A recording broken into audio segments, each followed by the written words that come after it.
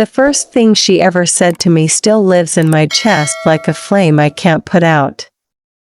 She looked straight into my eyes, with this mix of playfulness and seriousness, and said, "Take me to bed." My heart stopped. My brain stumbled. I couldn't even breathe.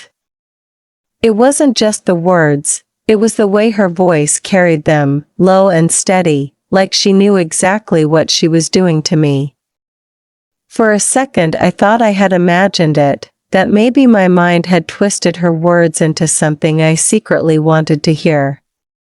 But no, her lips curled into this tiny half-smile, daring me to react, daring me to either run away or finally admit what I was feeling.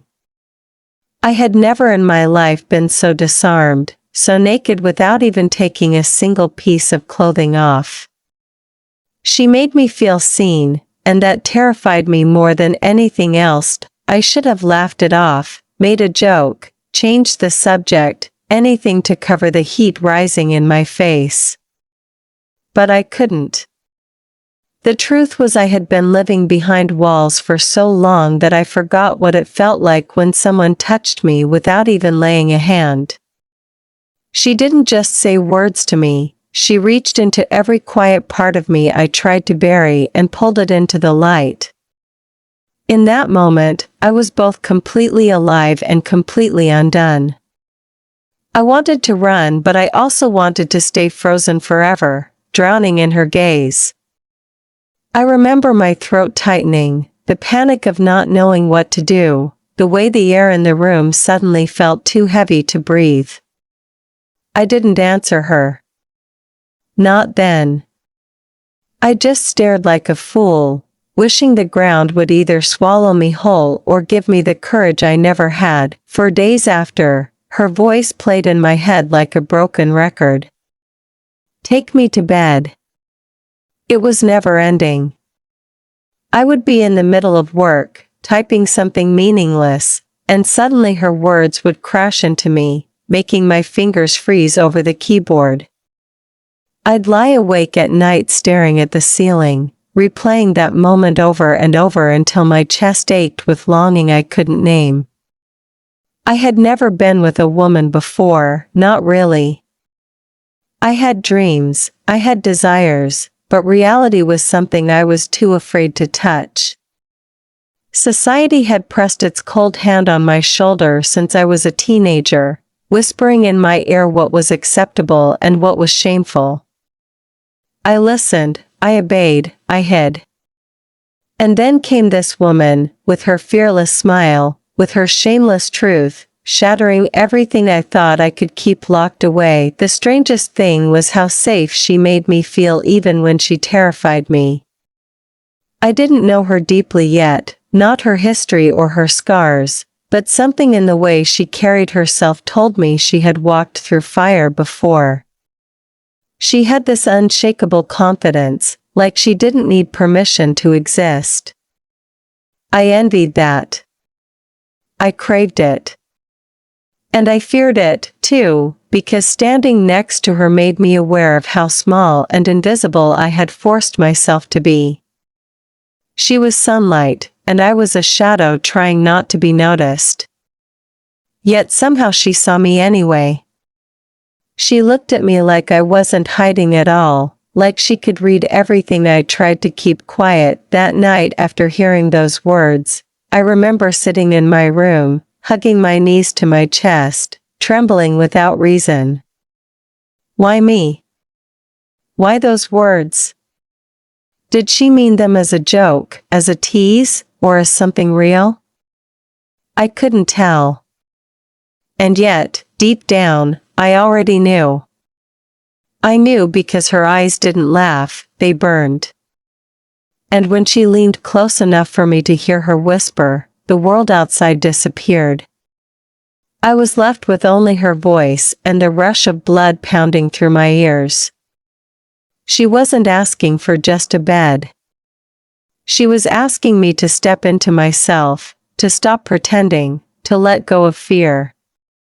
She was asking me to live. I wish I could tell you I answered her right away, that I was brave, that I grabbed her hand and chose myself in that instant. But that would be a lie. I froze, too scared of what it would mean, too tangled in all the rules I had grown up with. The only thing I did was smile weakly, as if I hadn't just been completely rewritten in a single sentence. But even my silence couldn't erase the truth. I went home that night trembling, my lips dry, my skin on fire. I looked at my reflection in the bathroom mirror and barely recognized myself. My cheeks were flushed, my eyes brighter than I'd seen in years. I didn't see the invisible girl anymore. I saw someone on the edge of something dangerous and beautiful, and so it began, not with a kiss, not with a touch, but with 7 words that tore open the door I had kept locked my entire life. Take me to bed. They weren't just an invitation. They were a challenge, a promise, a spark that would burn through every wall I had built. I didn't know it then, but my life had already changed. And nothing, not fear, not doubt, not the world itself, was going to keep me the same again. I remember the first time I actually noticed her before those words ever came out of her mouth. It wasn't anything dramatic, nothing like the movies where time stops and violins play in the background. It was a simple afternoon in a quiet bookstore cafe tucked between 2 busy streets, the kind of place where people came to hide from the noise of the world. I was sitting at a corner table, nursing a cup of tea that had already gone cold, pretending to read but really just letting the silence soothe me. That's when she walked in. She didn't just enter the room, she seemed to shift the air around her. She carried herself differently, like she had no weight pressing down on her, like she wasn't worried about being seen. I remember her dark hair falling in loose waves over her shoulders, the way her jacket hung casually off one arm, and most of all, the way her eyes scanned the shelves like they belonged there more than anywhere else in the world. I tried not to stare, but my eyes betrayed me. She was the kind of person who made you want to keep looking, not because of obvious beauty alone, but because of something deeper, some quiet confidence that wrapped around her like an aura. She didn't notice me at first, or maybe she did and didn't let on. She went straight to the poetry section, tilted her head as she scanned the titles, and for a brief second, when her lips curved into the smallest smile at a book she recognized, I swear my heart skipped. I had always been the invisible one, the quiet one in the background. People never remembered my face. But somehow, in that ordinary cafe, I wanted more than anything to be seen by her. Fate has a strange way of testing us. I didn't plan to speak to her. I wasn't brave enough for that. But as I got up to leave, balancing my book and my half-finished tea, my clumsy hands betrayed me. The book slipped, the cup tilted, and in one messy, humiliating moment, I managed to spill lukewarm tea across the floor near her feet. My face burned, and I mumbled apologies as I crouched down, grabbing napkins from the table. Before I could collect myself, I heard her voice for the first time, low, amused, not mocking but not gentle either. Relax. It's just tea. I've had worse accidents. She crouched too, her hand brushing mine as she helped me wipe the mess. That touch, as brief as it was, sent a current straight through me. I looked up, and that's when our eyes finally met. It wasn't one of those glances you forget in seconds. It was steady, lingering, and strangely familiar, like she already knew me in some unexplainable way. My throat tightened. I wanted to say something witty, something that would make her laugh, but all I managed was a shaky, sorry. I wasn't paying attention. She tilted her head, studying me for a moment longer than necessary, then shrugged with that easy grace that seemed to define her. "No need to apologize for being human," she said, standing up, leaving me with words that stuck far longer than they should have. I thought that was it. A fleeting encounter. A moment that would replay in my mind as a what-if but fade like so many others. Yet fate wasn't done weaving our paths together. A week later, I returned to that same cafe, craving the quiet corners and shelves filled with words I never said out loud. And there she was again, this time sitting at a table near the window, a notebook open in front of her. She was writing with such focus, her hand moving quickly across the page, pausing only to sip her coffee. I felt my chest tighten as I watched her, torn between walking away and daring to sit nearby. My feet made the choice for me, and I ended up a few tables away, close enough to catch glimpses of her expressions but far enough to hide behind my book. It was she who broke the silence between us that day. She glanced up, caught me looking, and instead of pretending not to notice, she smiled. A real smile this time, warm and disarming. "You're back," she said simply, as if we had already established some secret connection. My cheeks flushed, but I forced a small smile. "And so are you," I replied, my voice quieter than I wanted. She laughed softly, the kind of laugh that made you feel like you'd earned something precious.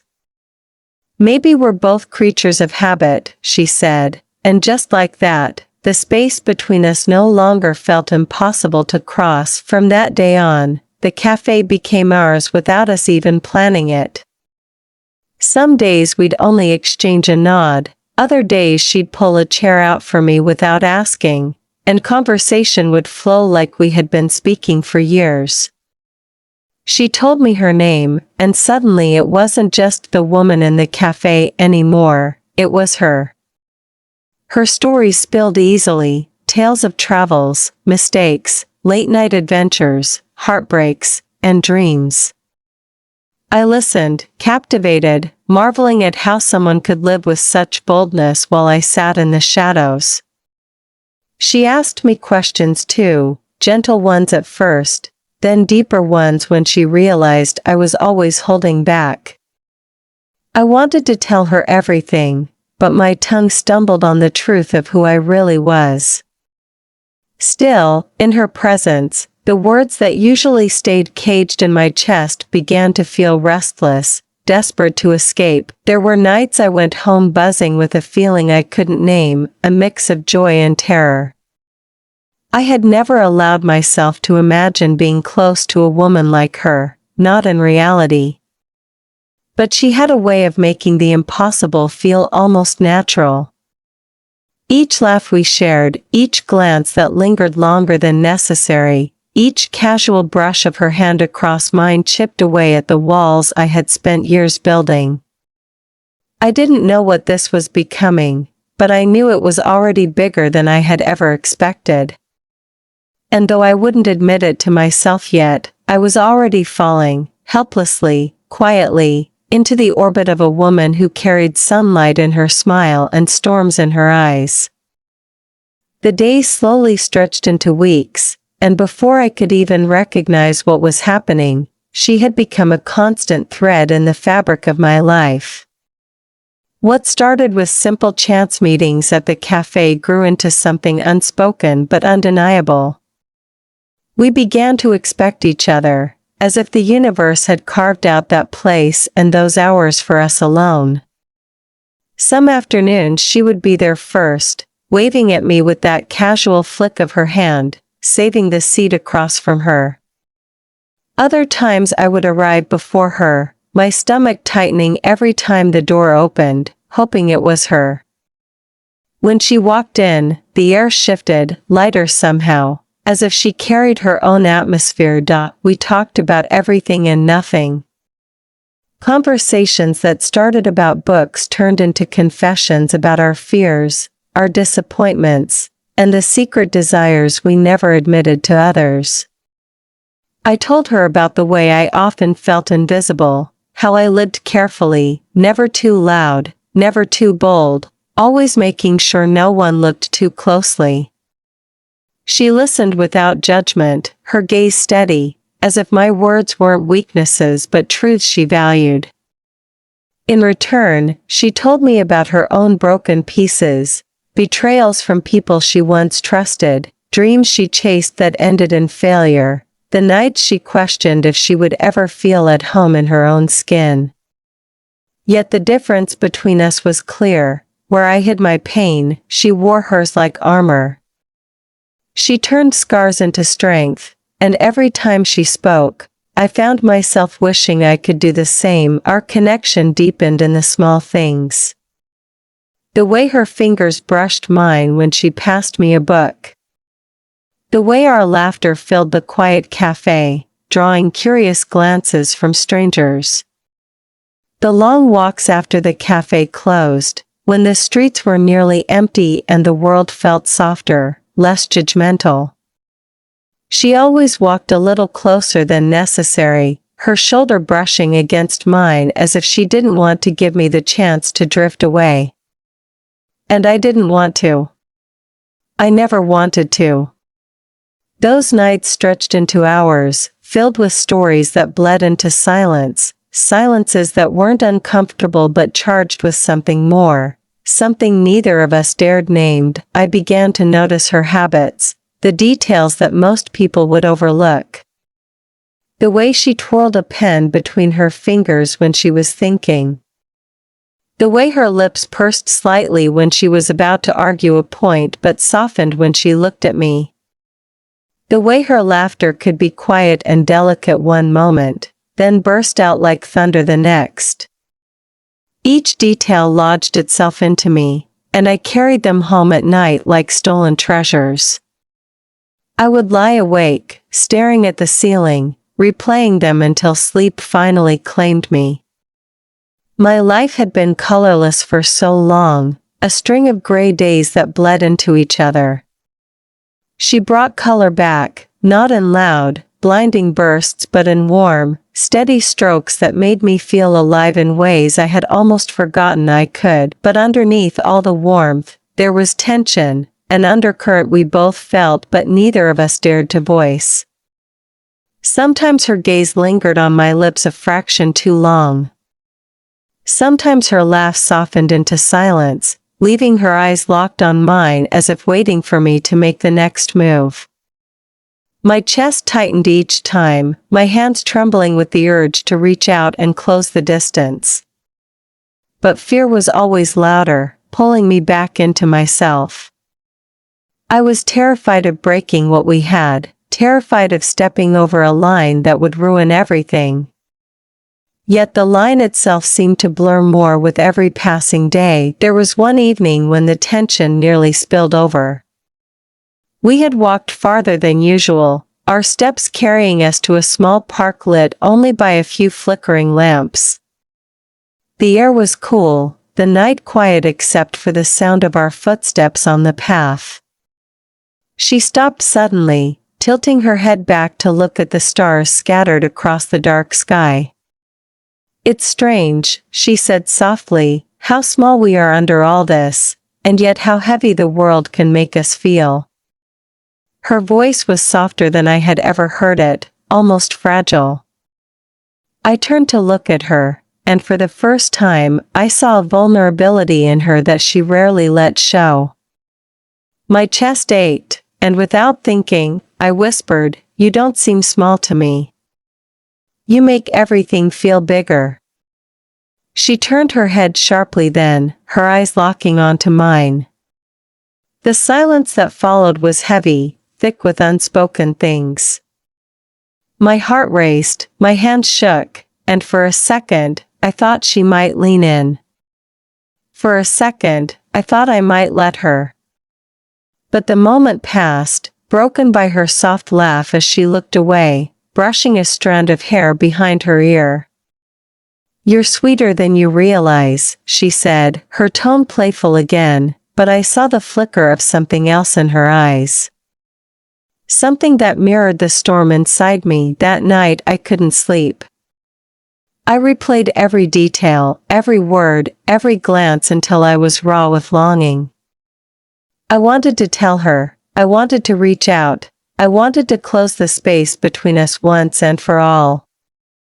But every time the thought rose, fear shoved it back down. What if I was wrong? What if I ruined everything? Yet the truth gnawed at me. I was already too far gone. She had become the center of my days, the rhythm of my nights, the reason I smiled when nothing else seemed worth smiling about.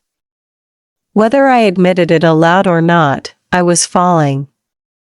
And though it scared me more than anything, a quiet part of me knew she was falling too. It happened on a night that seemed ordinary at first, the kind of night that wouldn't normally stay etched in memory, except that everything inside me shifted and nothing was ordinary again.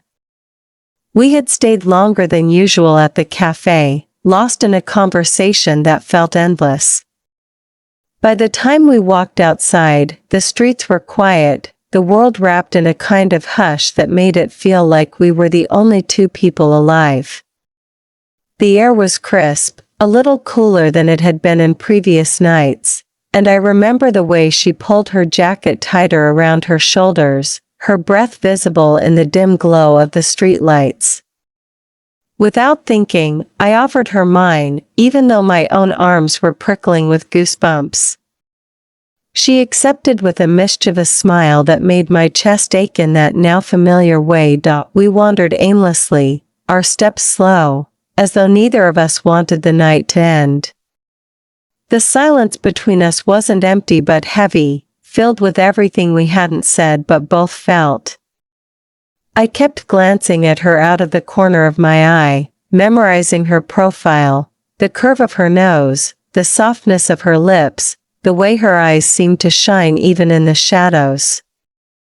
Every small detail felt unbearable, because it pulled me closer to something I was still afraid to admit. She walked close enough that our hands brushed occasionally, and every accidental touch sent a wave of heat through me. I kept my hands shoved deep into my pockets, afraid that if I let them linger outside for even a second, they'd reach for hers and I wouldn't be able to pull back. We ended up sitting on a bench beneath a flickering street lamp, neither of us suggesting it but both of us settling in as if it had been planned all along. She leaned back, stretching her arms over the top of the bench, her posture relaxed, almost careless, while I sat stiffly, fighting to keep my breathing even. She turned her head toward me, studying me with a gaze that made me feel like I was stripped bare. "You're quiet tonight," she said softly, her voice carrying that teasing edge but also a gentleness I wasn't used to. I shrugged, fumbling for words, but nothing came out that made sense.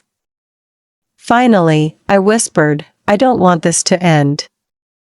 It wasn't what I meant to say, but it was the only truth I could manage. Her smile softened, and for a moment, she didn't reply. She just kept looking at me in that way that made my heart pound, like she could see right through me. And then, just as suddenly as she had the first time, she leaned slightly closer and said those words again, low, steady, and deliberate, "Take me to bed." My breath caught in my throat, my body frozen. It wasn't playful this time, it wasn't a joke tossed into the air to see how I'd react. It was raw and real, stripped of all pretense. Her eyes didn't waver, her lips parted just slightly, as though she was daring me to either rise to the moment or retreat into myself forever. Time seemed to bend, stretching and collapsing all at once. 1,000 thoughts tore through me, fear, desire, doubt, longing. I could hear the rush of blood in my ears, could feel my palms growing damp, my chest tightening as if it couldn't contain the storm inside me. I wanted to speak, to ask her what she meant, to question if she was serious, but every word dissolved before reaching my lips. All I could do was stare at her, helplessly caught in the pull of something I had denied myself for too long. She didn't look away. She didn't let me run. She just stayed there, patient, her gaze locked onto mine, waiting, and then, without realizing how it happened, I leaned in. My body moved before my mind caught up, my heart dragging me forward even as fear clawed at me to stop. Our faces were close, so close that I could feel the warmth of her breath mingling with mine, so close that my hands trembled violently in my lap. For one fleeting second, doubt screamed loud enough to make me want to pull away. But then her hand moved, slow and deliberate, resting lightly against mine. That small touch silenced everything. My fear, my hesitation, all of it melted under the weight of her hand. The kiss was not perfect, not smooth or practiced like in the movies. It was hesitant, trembling, almost fragile. But it was real. The moment our lips met, the world shifted. I felt a rush like nothing I had ever known, a heat that burned through every wall I had built. She tasted of coffee and something I couldn't name but knew I would crave forever. My body shook, my heart pounded so hard I thought it might break through my ribs, but none of it mattered. All that mattered was her. The press of her lips against mine, the soft sigh that escaped her as though she had been waiting just as long as I had, the undeniable truth that this was what I had been searching for without even knowing it. When we finally pulled back, the silence between us was different. It wasn't heavy with unspoken things anymore, it was light, electric, filled with a new truth we had finally let slip free. Her forehead rested gently against mine, and she whispered, barely audible, "See? Not so scary." I laughed nervously, the sound shaky and unsure, but my chest felt lighter than it had in years. I wanted to tell her everything, that I was terrified and exhilarated, that I had never felt so alive, that I didn't know if I deserved this but I wanted it anyway. Instead, I just whispered, "I don't want this to end." Her smile widened, her eyes glinting with something tender and fierce at once. "It doesn't have to," she said simply, as though the choice had always been mine to make. And in that moment, I knew it was true. For the first time in my life, I wasn't standing on the outside of myself looking in. I was here, fully, completely, with her. And everything about the world had changed. The morning after our first kiss, everything felt different even though the world outside looked the same. The streets still bustled with people, the cafe still smelled of coffee and old books, but inside me, something had shifted so deeply that I couldn't move through the day the way I used to. My lips still tingled with the memory of hers, soft and certain, and every time I closed my eyes, I could feel her breath against my skin, hear her whisper, see her smile. I woke up with my heart pounding, a strange mix of happiness and fear running through me. Happiness, because I had touched something real and undeniable. Fear, because I knew nothing would ever be the same again, and change was something I had always avoided. When I saw her that evening, everything inside me trembled. She greeted me the way she always did, casual, easy, like she wasn't carrying the weight of something monumental between us. But when her hand brushed against mine, just briefly, I felt that spark again and knew she hadn't forgotten. The air around us was different now, filled with awareness neither of us could hide. We sat close together, and though the words between us sounded ordinary, talk of books, work, the weather, our eyes told a different story. They lingered longer, softer, more knowing, as if each glance carried a promise we were both too shy to say out loud. Yet beneath the glow of it all, a shadow began to stretch. I felt it in the way I hesitated before reaching for her hand, in the way I pulled back when she leaned too close in public, in the way I scanned the room to make sure no one was watching. My heart wanted to be bold, to let go and fall freely into her, but my mind was heavy with questions. What if someone saw us? What if people whispered? What if my family found out? I had spent years building a life around silence, convincing myself that it was easier to hide than to risk being rejected. Now here I was, sitting across from someone who made me want to risk everything, and the war inside me grew louder by the day. She noticed. She always noticed. One evening as we walked together, her voice was softer than usual when she asked, "Are you scared of being with me?" The question pierced through me, and I hated the way my silence answered before I could. I wanted to tell her no, that I was fearless, that I would fight the world for her. But the truth sat heavy in my chest, choking me. I was scared, not of her, but of myself, of what it meant to be honest, of the eyes that would judge us. She stopped walking, turned to face me, and placed her hand lightly against my arm. "You don't have to pretend with me," she said gently. Her voice wasn't accusing, but it carried a sadness that made my throat ache. That night, lying awake, I thought about the way her eyes had dimmed when she said those words. She deserved more than hesitation, more than half-truths and careful glances. She deserved someone who could hold her hand without looking over their shoulder, who could kiss her without worrying about who might see. I wanted so badly to be that person, but my fear clung to me like a second skin. It didn't matter how much I longed for her, how much my body and soul lit up in her presence, fear still had its claws in me, whispering all the reasons why I couldn't. But love has a way of forcing cracks into the walls we build. The more time I spent with her, the harder it became to pretend. She didn't ask for grand gestures, she didn't push me to be someone I wasn't. She simply gave herself, openly and fully, and each time she did, I felt myself unravel a little more. When she laughed, I wanted to be the reason for it forever. When she cried, I wanted to be the one to hold her. When she kissed me again, with that same mix of tenderness and fire, I wanted to fall into her and never climb back out. Still, the outside world loomed. One afternoon, a friend spotted us walking together, our shoulders brushing, our laughter spilling into the street.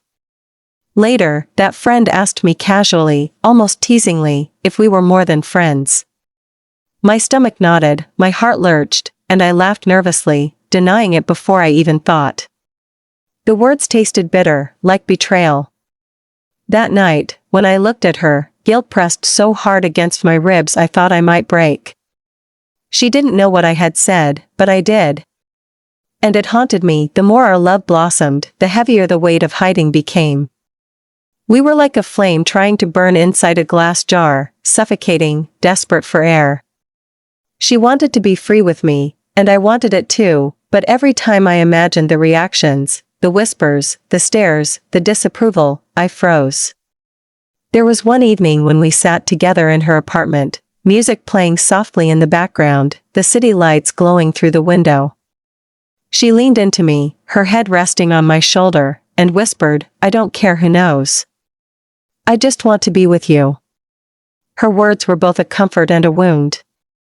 Comfort, because she was brave enough to love me openly. A wound, because I wasn't sure if I was brave enough to give her the same. That night, I held her tighter than I ever had before, pressing my face into her hair, breathing her in as if I could keep her safe inside me. She didn't ask me for promises. She didn't demand answers. She simply stayed, patient and steady, even as I trembled with the weight of everything unsaid. And though fear still clawed at me, I knew one thing with certainty: I couldn't let her go. Even if I wasn't ready to shout it to the world, I was hers. Completely, painfully, beautifully hers. The world found its way between us sooner than I wanted. It started quietly, almost invisibly, like cracks spreading across glass. A careless comment here, a lingering stare there. At first, I convinced myself I was imagining it, that the way people's eyes followed us when we walked too close together was just my own paranoia. But then came the night when it could no longer be ignored, when reality shoved itself into the space we had carved for ourselves and demanded to be noticed. We had been walking home from the cafe, laughing about something small and meaningless, our hands brushing together like they always did when neither of us was brave enough to simply hold on. She nudged me, teasing, and in that moment, I forgot the world. I reached out and laced my fingers through hers. For the first time in public, I let myself feel her hand in mine, warm, certain, grounding. It felt like flying and falling all at once, but it only took seconds for the spell to break. A group of strangers passed us, their voices too loud, their laughter sharp. One of them slowed, looked at our hands, and smirked. The word slipped from his mouth, ugly and venomous, hanging in the air heavier than anything I'd ever carried, disgusting. The others chuckled, as if it were nothing more than a joke, but the sound stabbed into me like knives. My heart lurched, and instinct took over. I let go of her hand as if it had burned me. She stopped walking, turned toward me with eyes that said everything. Hurt. Anger. Disbelief. She didn't yell. She didn't accuse. She just stood there, her hand hanging loosely by her side, the ghost of my grip still on her skin. The silence between us was worse than any insult I could have heard. I tried to recover, muttered something about being tired, about not wanting trouble, but the words felt hollow even as they left my mouth. She didn't respond, not at first. We walked the rest of the way in silence, our footsteps heavy, the laughter from earlier erased. When we reached her apartment, she finally spoke. Her voice was steady, but I could hear the tremor beneath it. You let go of me like I was something shameful. The words cut deeper than the stranger's insult ever could. I wanted to defend myself, to tell her I was scared, that I wasn't ready, that years of hiding weren't so easily undone by one moment of bravery. But she deserved more than excuses, and all I managed to whisper was, "I'm sorry." That night, I lay in bed staring at the ceiling, her voice echoing in my head. Shame burned in me, not because of what the man had said, but because of what I had done. I had let fear win. I had let go of the very thing that made me feel alive. I thought about the way her hand felt in mine, the warmth, the safety, the belonging, and then I thought about the way it felt when I ripped it away. The contrast was unbearable. Tears slid down my cheeks silently, and for the first time, I wondered if my fear would cost me the only person who had ever truly seen me. The days after that moment were different. We still saw each other, still sat together in the cafe, still shared our quiet jokes and long talks, but there was a heaviness that hadn't been there before. She smiled, but it didn't always reach her eyes. She touched me, but sometimes hesitated as if unsure whether I'd pull away again. And the worst part was knowing I had put that doubt there. I wanted to fix it, to prove that I could be braver, but fear clung to me like a shadow. Every time I thought about reaching for her hand again in public, my chest tightened, my mind flooded with the memory of that stranger's smirk. I hated myself for it, hated the way I let the world dictate my love. One evening, she invited me to her place, and I almost didn't go. My guilt had grown so heavy that I was afraid of what she might say, afraid she'd finally decide I wasn't worth the patience she had been giving me. But I went anyway, because the thought of losing her was worse than the fear of facing her truth. When I arrived, she opened the door with a tired smile and motioned for me to come in. We sat together in the quiet, the weight of unspoken words pressing down on us. Finally, she broke the silence. I need you to understand something, she said softly, her hands folded tightly in her lap. I don't need you to shout about us from the rooftops. I don't need you to prove anything to anyone else. But I need to know that when you hold me, you're not ashamed of it. Because if you are, then what are we even doing? Her words cracked me open. The truth I had been avoiding spilled into me all at once. I wasn't ashamed of her, not even for a second. I was ashamed of myself, of my fear, of the years I had spent hiding, of the voice in my head that told me I didn't deserve love if it didn't look the way people expected it to. I wanted to tell her all of that, to pour it out until there was nothing left unsaid. But my throat tightened, and all I could manage was, I'm trying. She reached out then, her hand resting gently on mine, her touch both a comfort and a challenge. I know, she whispered. But trying isn't the same as living. That night, when I left her apartment, the city lights blurred through my tears. Her words echoed in me, sharper than any insult, deeper than any fear. I walked slowly, my chest heavy, my mind turning over the choice in front of me. I could keep hiding, keep letting fear control me, and eventually lose her.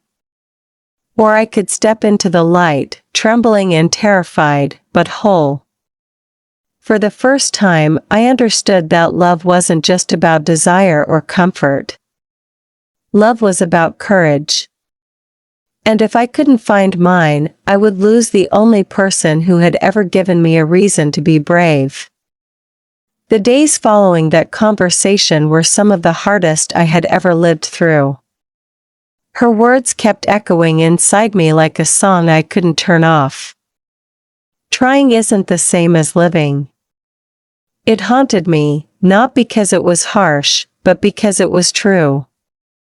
I had spent so much of my life pretending, shrinking, hiding behind carefully chosen words and polite smiles, telling myself that silence was safety. But sitting across from her, feeling the distance I had created, I realized silence wasn't safety at all, it was slow suffocation. Every day I pretended not to love her openly, I was betraying both of us. The weight of that truth pressed against me until I could hardly breathe. She didn't pull away from me completely, and that was what hurt the most. She still showed up, still smiled at me, still touched me gently when no one was looking, but I could feel the quiet sadness beneath it all. She was giving me time, hoping I would find my courage, but I could see the question in her eyes. How long could she wait before hope turned into exhaustion? The fear of losing her gnawed at me every time I looked at her, and for the first time, fear of the world wasn't as sharp as the fear of watching her walk away. I knew I had to change, not for appearances, not because of pressure, but because love demanded it. One evening, she invited me to a small gathering at her friend's place. My first instinct was to say no. Crowds always made me nervous, and the thought of being near her with people watching tied knots in my stomach. But she looked at me with a softness that begged me to try, so I agreed.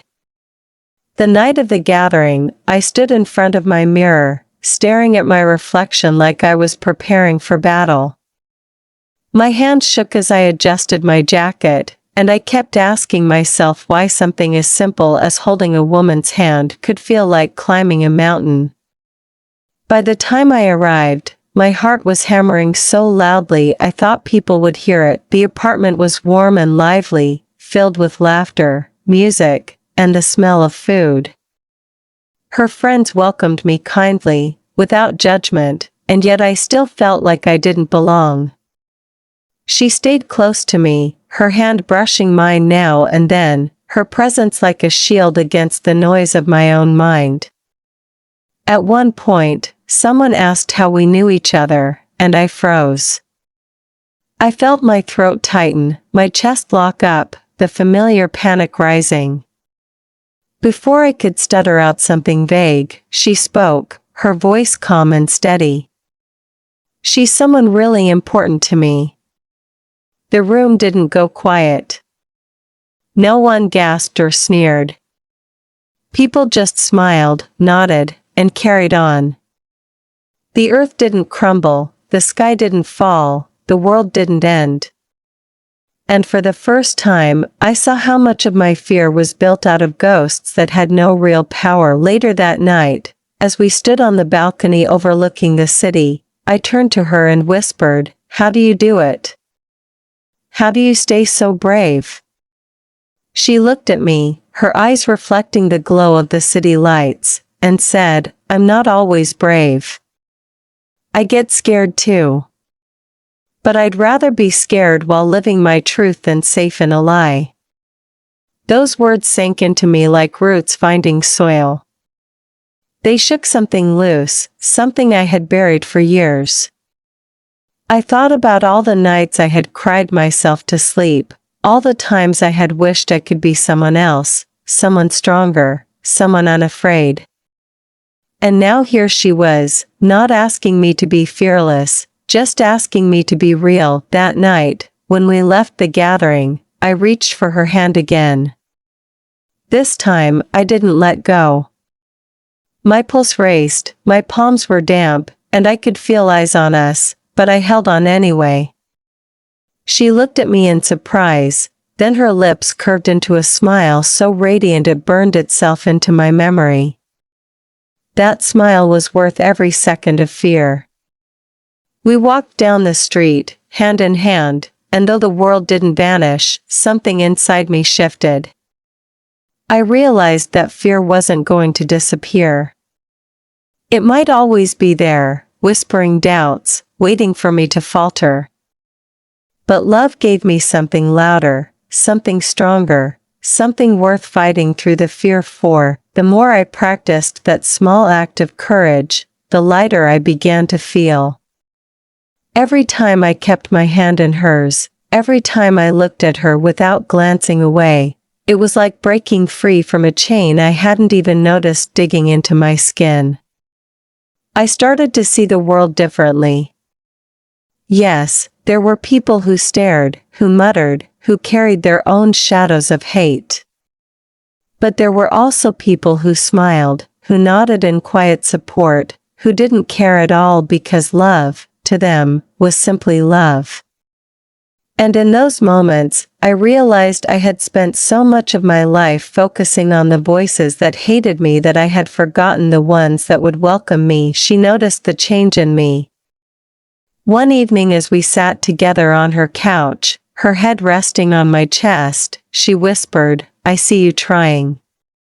I see you becoming braver." Her words filled me with a warmth that no fear could steal. I kissed the top of her head, holding her close, and for the first time, I felt like maybe I was becoming the person she deserved. Not someone fearless, not someone perfect, but someone willing. Willing to stand beside her. Willing to love her out loud. Willing to risk everything for the chance to live honestly. In those moments, I began to understand that bravery isn't a loud, dramatic act. It's quiet. It's choosing to stay when it's easier to run. It's reaching for her hand even when your heart is racing. It's whispering "I love you" and meaning it, even when the words scare you. It's letting the world see you, flaws and all, and still standing tall.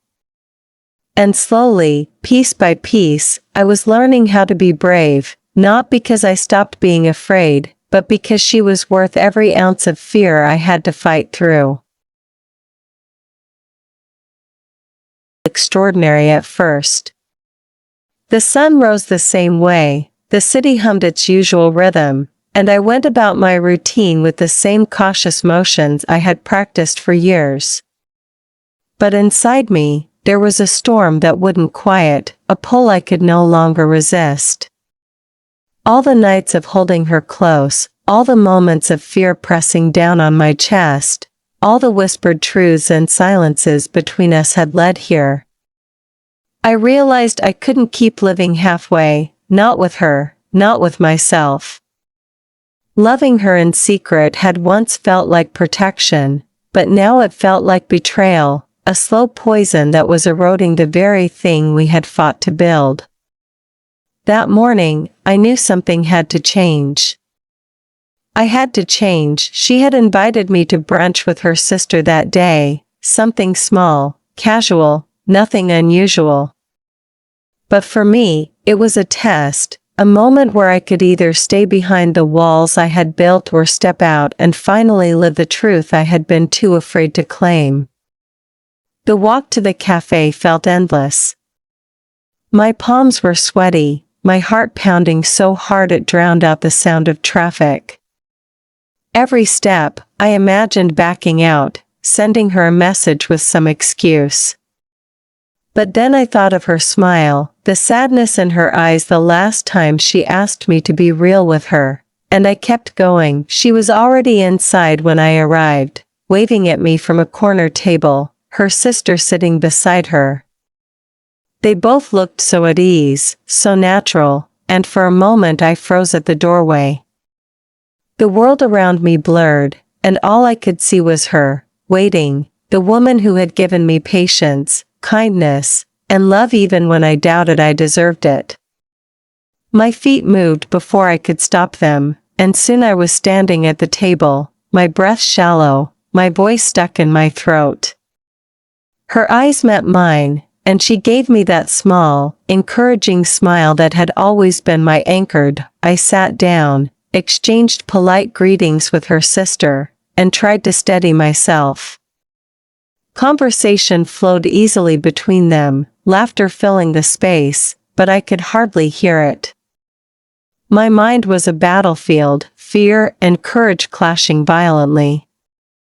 Every time she brushed her hand against mine under the table, a spark shot through me, and with it came the realization that I couldn't waste another day hiding. This woman deserved more than secrecy. She deserved someone willing to claim her proudly, without hesitation. And in that crowded cafe, with strangers all around and her sister sitting across from us, I made the choice. When her hand brushed mine again, I didn't pull away. I turned my palm upward, lacing my fingers through hers, and left it there, visible on the table between us. The room didn't fall silent, no one pointed, no one gasped.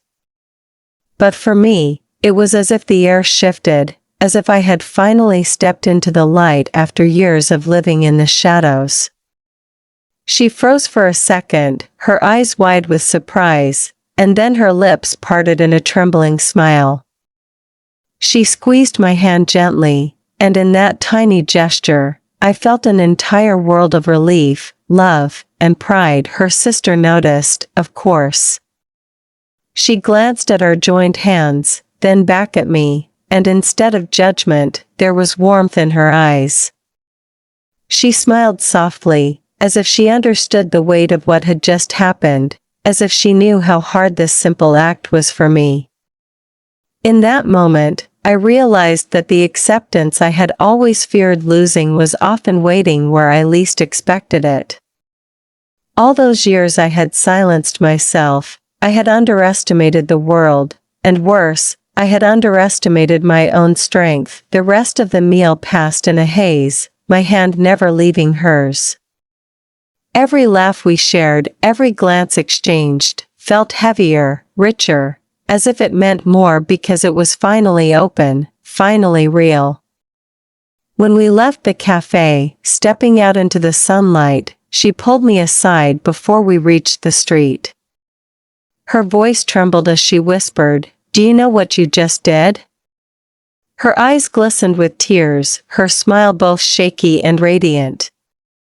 I nodded, unable to trust my voice, and she pulled me into her arms right there on the sidewalk.